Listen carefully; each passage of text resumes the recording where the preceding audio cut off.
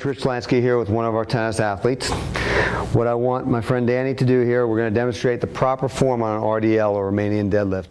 Probably one of the greatest exercises you can do for hamstring strength and also prehabilitation, but one of the most often misperformed exercises that I see in gyms and strength and conditioning facilities. All right, first thing we're going to do, we're going to get Danny shoulder blades retracted, chest is up. He's going to go soft in the knees. Now that knee position is going to stay the same throughout the entire movement. It's not going to change.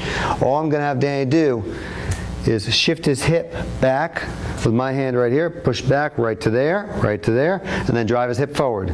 Drive that hip forward. Shift the hip back. All the movement happens at that hip joint. Notice the angle at his knee is not changing. Shift the hip back right to here. Notice he's not going down all the way. Now I want you to go down all the way. Just go down all the way.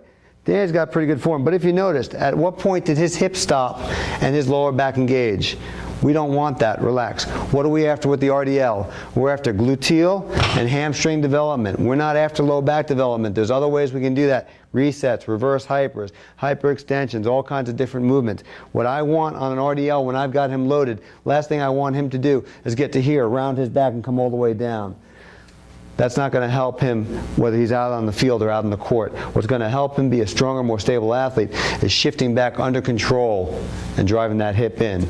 Getting that hip drive to come in, getting the glutes and the hamstrings to engage. So one of my tips right now with the RDL, don't worry about how far you go down, worry about how far you can get your hips back. This is where the movement should happen. Go ahead and pick it up one more time, please.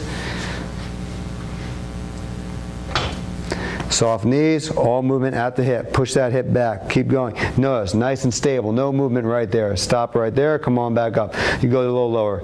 Danny's pretty stable here. He's going to do a good job. Come right to below the knee. Perfect. Now drive. Straight up.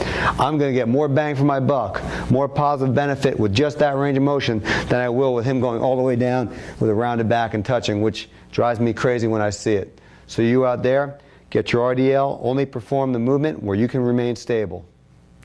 This is our consumer blog tip.